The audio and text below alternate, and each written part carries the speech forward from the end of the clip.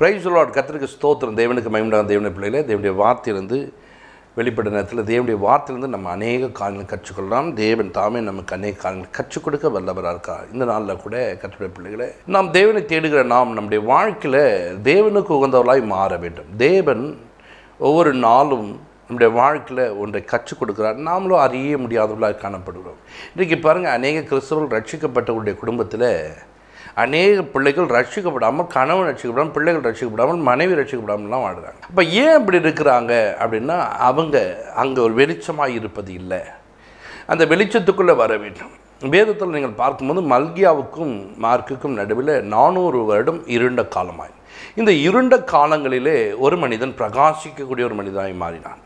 யோவானை குறித்து நீங்கள் பார்க்கும்போது அங்கே அவரை குறித்து சொல்லும்போது பார்த்திங்கன்னா, அவன் எரிந்து பிரகாசிக்கிற விளக்காய் இருந்தான் என்று வேதம் சொல்லுகிறது. அப்போது எரிந்து பிரகாசிக்கிற விளக்காய் ஒரு மனிதன் காணப்பட்டிருக்கிறான். அந்த எரிந்து பிரகாசிக்கிற ஒரு விளக்கு கிட்ட அநேகர் வந்திருக்கிறார். நீங்களும் அந்த வெளிச்சத்தில் இருந்தீர்களே. அப்போ அந்த வெளிச்சத்தை தேடி என்ன பண்ணாங்க, வந்திருக்கிறாங்க. அதில் களி கூர்ந்தாங்களாம். அப்போ அந்த வெளிச்சத்துக்கிட்ட வந்து அவர்கள் களி கூற கற்றுக்கொண்டார்கள். அப்போ வெளிச்சம் இருக்கிற இடத்துல ஒரு மகிழ்ச்சி இருக்குது. இப்போ உங்கள் வீட்டுக்குள்ளே இன்றைக்கி துக்கமும் பாடுகளும் நிந்தைகளும் நிறைந்து வீட்டுக்குள்ளே சமாதானம் குறைவாக காணணும்னா நீங்கள் வெளிச்சமாக இல்லைன்னு அர்த்தம். அப்போ வெளிச்சமாக இருந்தால் உங்களுக்கு உண்டானவர்கள் உங்கள் பக்கத்தில் வந்து மகிழ்வார்கள், களி கூறுவார்கள். அப்போ வெளிச்சமாய் நாம் இருக்க கற்றுக்கொள்ளும். வெளிச்சம் என்று நம்ம நினைக்கிறோம். எப்போவுமே வந்து நம்ம வீடு தான் பிரகாசமாக இருக்குது, நம்ம வீடு தான் நல்லா மகிழ்ச்சியாக போயிட்டுருக்கு, நம்முடைய வீட்டுக்குள்ளே பார்த்திங்கன்னா லைட் வெளிச்சம் இருக்குது. அப்படி இல்லைங்க. நம்முடைய வெளிச்சம் அப்படியேப்பட்டிருக்கிறதுங்க. வேதத்தை ஒரு மனிதன் அறிந்து கொண்டு பக்தியாய் சாட்சியாய் வாழ வேண்டும், தேவனுக்கு பிரியமாய் நடக்க வேண்டும். அப்போ ஒரு மனிதன் பாருங்கள், அந்த வெளிச்சத்துக்குள்ளே நடக்க கற்றுக்கொள்ள வேண்டும். அந்த வெளிச்சம் அவனுக்கு ரொம்ப முக்கியம். ஏரோது நாட்களிலே பார்த்திங்கன்னா இந்த யோவான் ஸ்நானகன், இந்த யோவான் ஸ்நானகனுடைய காரியங்களை நீங்கள் பார்க்கும்போது அங்கே நீங்கள் பார்க்கிங்கன்னா, அவர் நீதியும் பரிசுத்தம் உள்ளவராய் காணப்பட்டாராம்.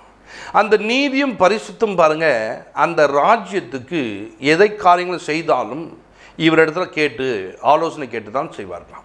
அப்போ அவர்கள் எவ்வளோ வெளிச்சமாக காணப்பட்டிருக்காங்க. உங்கள் குடும்பத்தில் உங்களுடைய வார்த்தை கேட்டு தான் செய்ய வேண்டும் சொன்னால், என் வார்த்தையை எங்கள் வீட்டுக்காரர் கேட்கவே மாட்டாரு, என் வார்த்தையை என் பொண்டாட்டி கேட்கவே மாட்டாங்க, என் வார்த்தையை என் பிள்ளைகள் கேட்க மாட்டாங்கன்னா நீங்கள் வெளிச்சமாக இல்லைன்னு அர்த்தம். நீங்கள் கொடுக்குற ஆலோசனை தவறாக இருக்குது.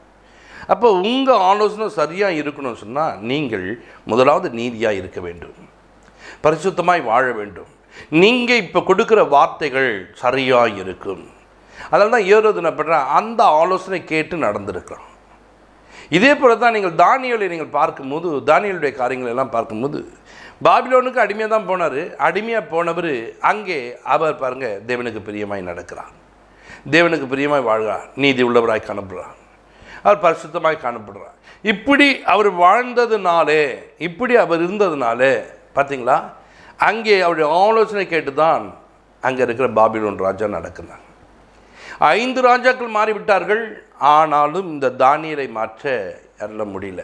அங்கே இருக்கவங்கெல்லாம் ஒரு முகாந்தத்தை தேடுறாங்க, தேடினாலும் கிடைக்கல. ஏன்னா அவருக்குள்ள இருந்த பரிசுத்தம், அவருக்குள்ள இருந்த மனுஷங்க நியாயம் நீதி அவருக்குள்ளே இருந்தது.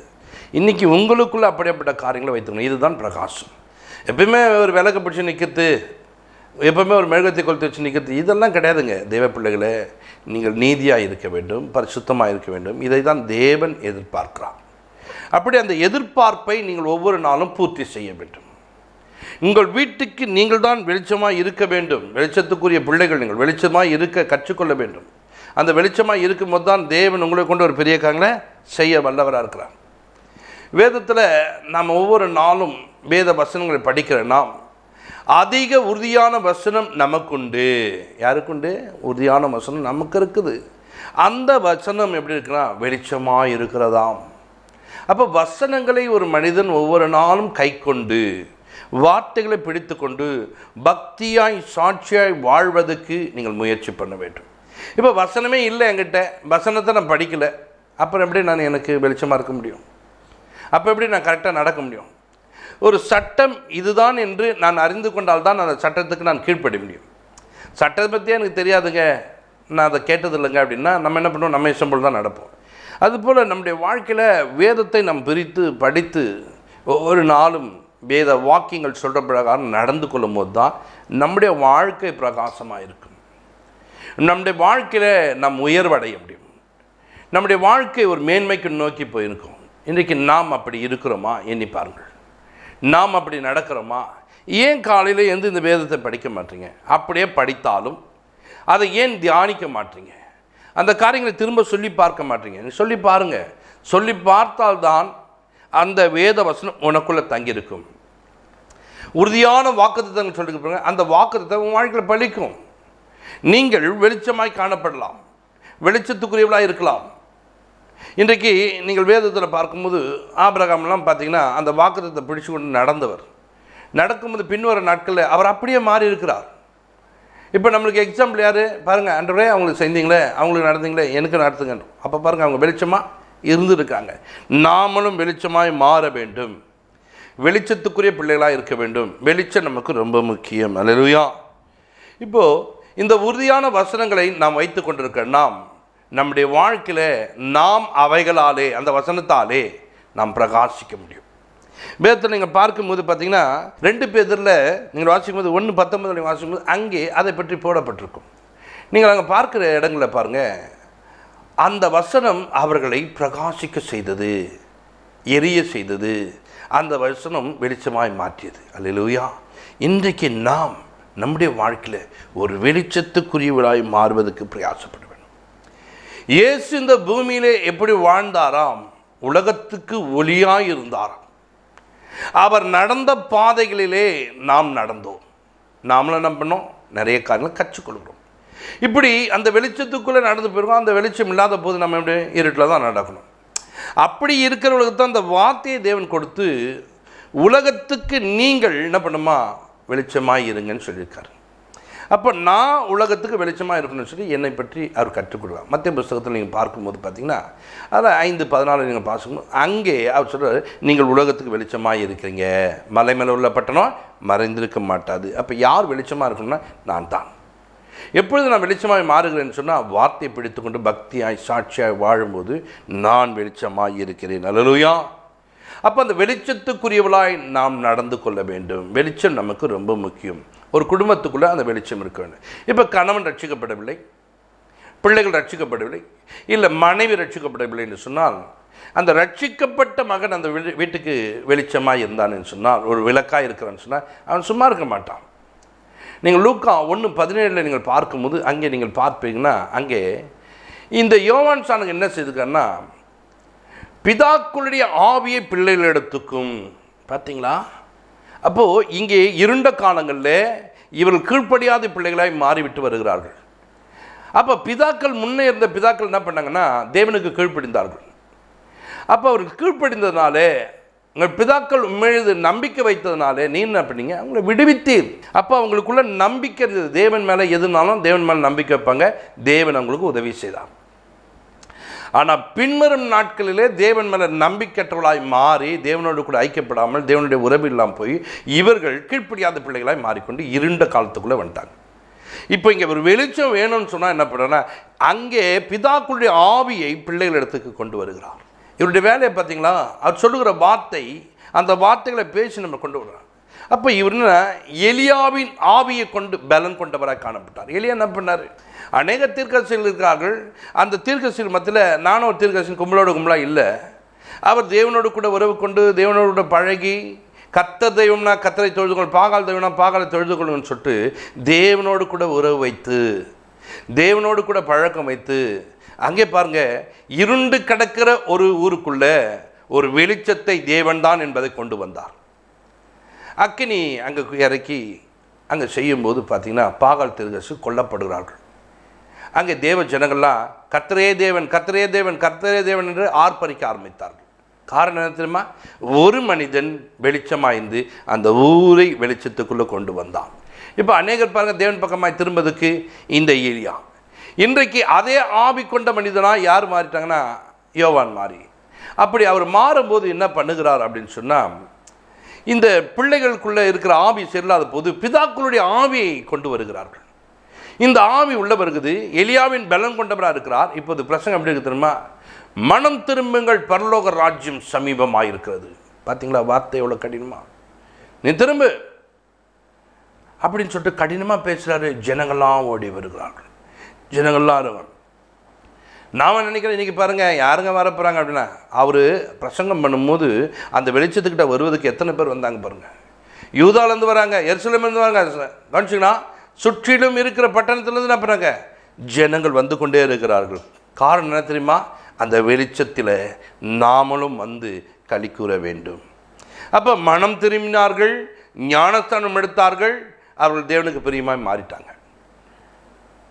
இன்னைக்கு நீங்கள் உங்கள் வீட்டுக்குள்ளே வெளிச்சமாக இருக்கும்போது தேவனுடைய ஆவி, ஆண்டவரே உங்களுடைய ஆவி என்னை செம்மையான பாதையில் நடத்துகிறேன், ஆண்டவரே இந்த வசந்த பிரகாரம் என் பிள்ளை நடத்துங்க, இந்த வார்த்தையின் பிரகாரம் என் பொண்ணை நடத்துங்க, இந்த வார்த்தையின் பிரகாரம் என் கணவனை நடத்துங்கன்னு சொல்லிட்டு வசனங்களுக்குள்ளே ஆவியும் ஜீவனுள்ள வார்த்தைகளை உங்கள் பிள்ளைகளுக்குள்ளேயும் உங்கள் கணவனுக்குள்ளேயும் கொடுத்து அவர்களை ரட்சிப்புக்கு நேராக நடத்த முடியும். அவர்கள் ரட்சிப்புக்கு நேராக நடத்த முடியாது. அவர்கள் ரட்சிக்கப்படுவார்கள், ஞானஸ்தானம் எடுப்பார்கள், தேவனுக்கு பிரியமாய் மாறுவார்கள். இப்போ நம்ம இதெல்லாம் கொடுக்க மாட்டோம், இதெல்லாம் செய்ய மாட்டோம். பாருங்கள், எங்கள் வீட்டுக்காரர் மீன் என்ன பிடிக்குங்க, எங்கள் வீட்டுக்காருக்கு கருவாட்டு குழம்பு பிடிக்கும், எங்கள் வீட்டுக்காருக்கு கறி குழம்பு பிடிக்கும், இப்படி என்ன பண்ண அது பிடிக்கும், இது பிடிக்கும், என் பிள்ளைக்கு இது பிடிக்கும், அதை பிடிக்கும், இதை தான் செஞ்சு போகிறீங்களா கண்டி. இந்த வசனத்தை உட்கொள்ளும்படிக்கு உங்கள் பிள்ளைகளுக்கு கற்றுக் கொடுப்பதில்ல. சரி, அவங்க கேட்க மனம் இல்லைங்க.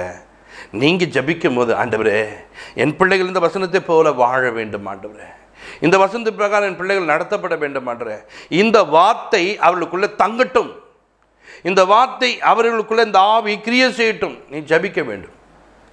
அவர்கள் ரட்சிப்புக்கு ஏதுவாய் நடத்தப்படுவதற்கு ஒரு காரணமாக இருக்கும். அல்லேலூயா. நீங்கள் அப்படி நடப்பதற்கு ஒவ்வொரு நாளும் பிரயாசப்பட வேண்டும். அப்போ தேவ பிள்ளைகளாக இருக்கிற நாம் இப்படி நாம் தேவனுடைய பணிகளை, தேவனுடைய காரியங்களை வெளிச்சமாய் நாம் மாறி நம் குடும்பத்தை மாற்ற வேண்டும் சொன்னால் நமக்குள்ள ஒரு பொருத்தனை வேண்டும். நாம் தேவனுக்கு பயந்து நடக்க வேண்டும். இப்போது நீங்கள் இந்த வேதத்தை வாசிக்கும் போது பாருங்க, லூக்காவில் எனக்கு பார்க்கும்போது 1:15 நீங்கள் பார்க்கும் பிறகு, கர்த்தருக்கு முன்பாக அவன் பெரியவனாய் இருந்தான். அப்போ பெரியவனாய் இருக்கக்கூடிய ஒரு மனுஷன் பாருங்கள், திராட்சரசமும் மதுபானமும் அருந்தாதவனாய், கவனிச்சிங்களா, அவன் இருந்தது மாத்திரம் இல்லை, பரிசுத்த ஆவியினால் தாயின் வயிற்றிலே இருக்கும்போது நிறைத்தவன். அந்த நிறைவு அவனுக்குள்ளே குறைவே இல்லை. இப்போ நீங்கள் பாருங்கள், ரட்சிக்கப்பட்ட நாளில் ஒரு நாள் தேவனை தேடி வரும்போது அபிஷேகம் பெற்று அப்படி ஆவியிலே நிறைந்து துதித்தவர்கள் இப்போது எப்படி மாறிட்டீங்க தெரியுமா? அந்த ஆவி அப்படியே அப்படியே அப்படியே அப்படியே அப்படியே குறைஞ்சி வந்துச்சு. நான் சொல்கிறேன், ஒவ்வொரு நாளும் நீங்கள் ஆவியில் நிறைய வேண்டும். ஒரு வெளியில் போயிட்டு வரீங்க, ஒரு காரியங்களை செஞ்சு திரும்ப வந்து ஆவியில் நம்ம நிறைய வேண்டும். ஏன்னா ஜபித்து விட்டு வந்து உங்களுக்குள்ள நிறைவு இருக்க வேண்டிய குறைவு வரக்கூடாது. அங்கே ஒரு கூட்டத்தை சந்திட்டு வரீங்க, அந்த இடத்துக்கு போயிட்டு அங்கே ஒரு காரியங்களை செய்துட்டு வரும்போது அந்த ஆவியினுடைய தன்மை குறைந்து போயிருக்கும். நீங்கள் உடனே நிறைவுக்குள்ளே கொண்டு வர வேண்டும். இப்போ நான் ஒரு ப்ரேயருக்கு போயிட்டு வரேன், ப்ரேயரில் போயிட்டு ஒரு 10 பேர் 20 பேரை சந்திச்சுட்டு அவங்கக்கிட்ட பேசிட்டு வரேன். ஒரு நாள் ஒரு 50 பேருக்கு ஜெபம் பண்ணிட்டு வரேன்னு சொன்னால் அப்போ எனக்குள்ள நிறைவானது என்ன பண்ணும்? குறைவு. திரும்பவும் தேவ சமூகத்துக்கு வருவேன், தேவனுடைய பாதத்தில் அமருவேன். அப்பா என் அபிஷேகத்தை நான் நிரப்புங்கன்னு சொல்லிட்டு உட்காந்து கொடாயிரம் பைபிளை படித்து அந்த ஆவியில் நிறையும் போது அது ஒரு நிறைவை கொடுக்கும். அப்படி தான் ஒரு திருப்தி. ஒவ்வொரு நேரமும் நம்ம என்ன பண்ண, மொபைலை எப்படி சார்ஜ் பண்ணி ஃபுல் பண்ணி வச்சுருமோ அதுபோல் நமக்குள்ளே இருக்கிற ஆவி பலனாய் மாற வேண்டும், பலன் உள்ளதாய் காணப்பட வேண்டும். அப்படி நாம் மாறும்போது கர்த்தர் நம்மளை கொண்டு ஒரு பெரிய காட்சிவாங்க. தேவ பிள்ளைகளே, நாம் அப்படி மாற வேண்டும். மோசே பாருங்கள், அப்படி தான் என்ன பண்ணுறாரு, இருள் நிறைந்த இடத்த ஒரு பிரகாசமாய் மாற்ற எரிந்து கொண்டிருக்கிற முச்செடியை பார்த்தார். வா, உன்னை கூட நான் அப்படி மாற்ற போகிறேன், உன்னை கூட நான் அப்படி மாற்ற போகிறேன்னு சொல்லிட்டு அவரை வெளிச்சமாய் மாற்றினான். அவர் வந்தார், பார்த்தார், அதே போல் எகிப்துக்கு போனார், அவர் பிரகாசம் உள்ளவராய் காணப்பட்டார். அங்கே இருளில் வாழ்ந்த மக்களை தேவன் பக்கமாய் பலி செலுத்த கொண்டு வருகிறார். அப்போ நீங்கள் பிரகாசமாய் மாற வேண்டும், எரிந்து பிரகாசிக்கிற விளக்காய் இருக்க வேண்டும். உங்களுடைய காரியங்களை கொண்டு உங்கள் வீடு சந்தோஷமாய் மனமகிழ்ச்சியமாய் இருக்க வேண்டும்னா நீங்கள் தேவனை அண்டிக் கொள்ளுங்கள். தேவன் உங்களை ஆசீர்வதிக்க வல்லவராக. ஜெபிப்போம். பரலோக பிதாவே, இப்பொழுதும் உங்களுடைய பிள்ளைகள் இந்த சத்தியத்தை கேட்கிறவர்கள் ஆண்டவரே, அன்றைக்கு யோவான் ஆண்டவரே எரிந்து பிரகாசிக்கிற ஒரு விளக்காய் இருந்தது போல இவர்களும் தங்கள் வாழ்க்கையில் எரிந்து பிரகாசிக்கத்தக்கதாய் இவர்களை நீங்கள் நடத்துங்கப்பா. உங்களுடைய வசனங்களை பிடித்து கொண்டு பக்தியாய் சாட்சியாய் வாழ, உண்மையும் உத்தமமாய் வாழ தேவன் கிருபை சேர்ப்பதுக்காய் ஸ்தோத்திரம். அப்படி நீங்கள் நடத்துனதுக்காய் நன்றி செலுத்துகிறோம் ஆண்டவரே. தேவாவியானவரே, இந்த பிள்ளைகள் ஆண்டவரே இந்த நாள்லேருந்து ஒரு பிரகாசிக்கக்கூடிய பிள்ளைகளாய், வெளிச்சமுள்ள பிள்ளைகளாய் ஆண்டவரே, தேவனோடு கூட ஒரு உடன்படிக்கை பண்ணி கொண்டு நடக்கிற பிள்ளைகளாய் கர்த்தாவே நடத்தும். ஒவ்வொரு நாளும் பரிசுத்தாவினில் நிறைந்து வாழக்கூடிய பிள்ளைகளாக கர்த்தர் நடத்தி ஆஸ்வதியும். ஏசு கிறிஸ்துவின் ஜெபங்களுக்கு நல்ல பிதாவே. ஆமேன். God bless you.